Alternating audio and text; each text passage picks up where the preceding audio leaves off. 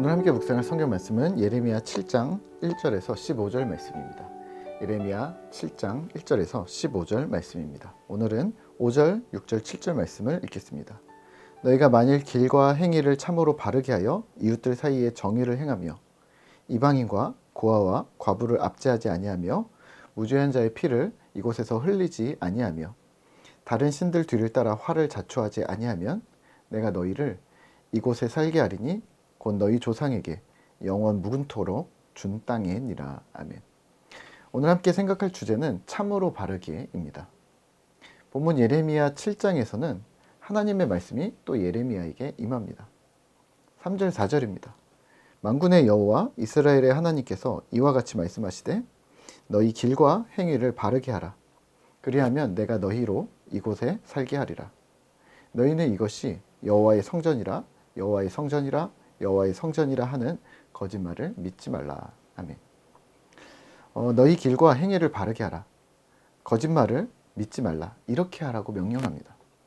만일 너희가 하나님의 말씀을 청종하고 그 앞에 나오게 되면 어떤 축복을 받게 될지 말씀하시지만 또 본문에서 우리가 좀 더 강력하게 집중할 부분은 하나님을 따르는 것이 무엇인지, 길과 행위를 바르게 한다는 것이 무엇인지를 구체적으로 체크하시면 좋을 듯 합니다.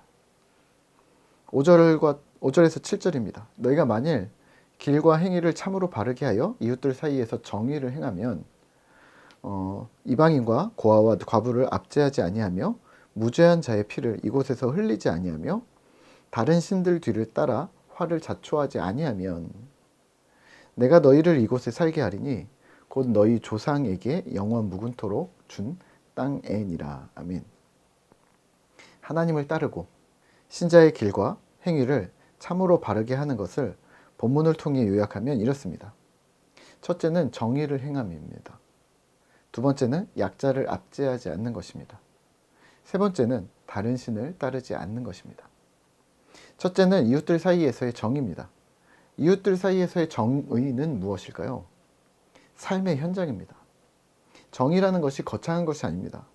물론 나라의 부정부패를 바로잡고 지구촌 반대편의 불합리한 일들에 대한 감수성이 지금 시대에는 더욱 높아져 가고 있는 상황입니다. 따라서 공정무역이나 정책, 환경보호 등의 이야기들을 많이 하고 있습니다. 하지만 여전히 어떤 사람에게는 이런 주제들이 뜬구름 잡는 듯한 생각을 가지고 있는 것도 사실입니다. 그게 밥 먹여주냐고, 오늘 하루 삶의 현장에서 치열하게 사는 나에게 10원 한 장 떨어지냐고 되묻습니다. 하지만 오늘 이웃들 사이에서의 정의가 더욱 구체적입니다. 삶의 현장에서의 정의라면 그러면 무엇이 있을까요? 우리는 일상 속에 이미 스며들어 있는 불합리한 관행, 또 불공정한 법칙 등에 대해서 다시 생각해 보셔야 합니다. 소득이나 재산에 대한 편견, 또 직업의 귀천에 대한 인식, 또 교육의 수준, 또 가족 내의 역할 분담 등 뭔가 중요해 보이는 것들부터 시작해서 마트나 버스나 길이나 주차장 또는 놀이터 혹은 공원이나 도서관에서 이런 삶에 맞닥뜨려 있지만 굳이 얼굴 붉히고 싶지 않아서 회피하는 것들까지 포함입니다. 혹시 유리천장이라는 용어를 들어보셨을까요? 성별이나 여타의 이유로 어떤 사람의 상한선을 두는 것인데요. 사회에서는 성공이라는 측면에서 상한선이 있다라고 설명하지만 이런 유리천장은 우리의 일상에서 뿐만 아니라 교회에서도 마찬가지가 아닐까요? 성도니까, 집사니까, 또는 평신도니까 너는 거기까지만 하면 돼. 혹은 나는 여기까지만 하면 되는 게 아닐까? 그건 목회자나 리더들이 담당할 일이야 라고 생각한다면 공동체는 어떻게 꾸려질까요? 그러면 공동체는 시간과 힘을 많이 들인 사람? 어떤 개인의 소유가 되어버리진 않을까요? 공무원이 꿈이라는 90년대생 이야기도 들어보셨을 텐데요. 안정적인 직장이라는 개념 때문이 아닐까 하는데 개개인의 가치 기준이 다릅니다. 근데 내 잣대로 다른 사람에게 그 기준을 들이밀고 강요하려 한다면 그 역시 불합리라고 말합니다. 왜 불합리냐면 상대방의 의견이 틀렸고 내가 맞다는 식으로 논리를 펴기 때문입니다. 두 번째는 약자를 압제하지 않는 것입니다. 이웃들 사이에서의 정의뿐만 아니라 약자를 압제함이라는 주제도 자연스럽게 연결되는데요. 무죄한 자의 피를 흘림이라고 성경에서는 어마무시하게 표현되어져 있습니다. 하지만 사실 약자에 대한 나의 처우라고 보시면 됩니다. 강한 자들에게는 말하지 못하면서 상대적으로 약자인 자들에게는 마음대로 대한다면요. 성별의 차이 때문에 또는 나이의 격차로 인해 또는 출신이나 성향 때문에 나의 행동이 이쪽과 저쪽에서 다르다면요. 네, 그것도 아닙니다. 약자를 압제한다는 것이 회사에서의 고용주와 직원의 관계, 또 가정에서 어른과 아이, 힘센 자와 힘 약한 친구들 사이에서의 어떤 구조적인 압제일 수도 있지만 이걸 약점이라고 보시면 어떨까요? 동등한 입지에서도 약점이 잡힐 수 있는 거죠. 상대적으로 실수가 잦은 사람도 있겠죠. 그것 때문에 내가 우위에 선다고 생각하시면 안 된다는 말입니다. 학창시절에 저에게 친한 친구가 있었습니다. 서로 친하니까 말도 편하게 하고, 근데 어느 날 보니까 서로 약점을 참느라 바빴습니다. 모든 게 비등비등한 친구끼리 내가 너보다 낫다는 게 상대방에게 흠집을 내면 내가 더 나아질 수 있다고 생각했나 봅니다. 그게 어릴 때니까 그럴 수 있다 쳐도요. 만약 지금 우리가 그러고 있다면요. 혹은 공동체에서 우리가 그렇게 하고 있다면요. 혹은 세상을 향하여 우리가 그렇게 하고 있다면 어떻게 될까요? 부탁드리기는 무죄한 자를 깎아내리지 마시죠. 그러다가 피가 나고 상처가 나고 그들이 이렇게 참소할까 두렵습니다. 하나님, 저는 문 목사에게 압제를 당했습니다. 네, 저 역시 계속 조심하겠습니다.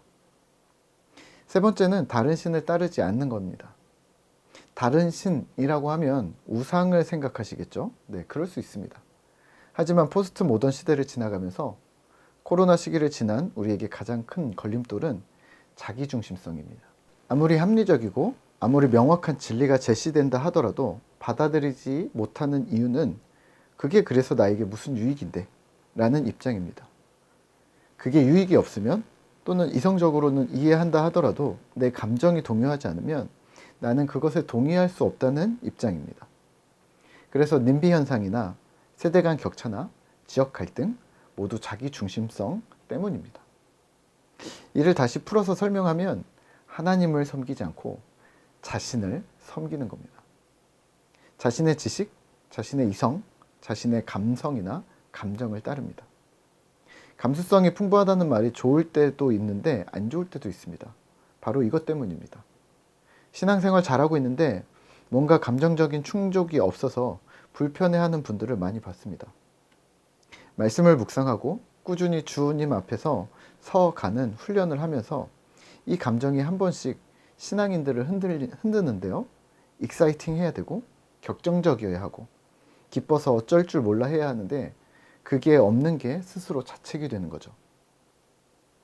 구원의 감격이나 확신, 또 말씀의 충만이나 성령의 임재가 바로 그런 단어들인데요. 네, 그런 걸 소망하셔도 되는데 혹시 그 중심에 하나님이 중심인가? 아니면 나의 감정이 중심인가?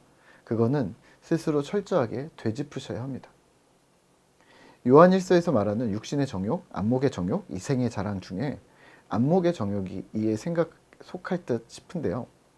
사물을 보고 탐심을 갖는 것뿐만 아니라 내 안에 탐심이 감정으로 번져질 수 있기 때문입니다.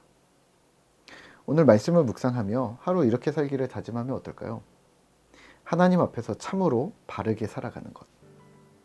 신자로서, 제자로서 생명을 다해 사는 것이 무엇인지, 주님께 생명을 내놓은 충성된 군사, 제자로서의 삶을 돌아보는 신실한 하루 되시기를 기도하겠습니다.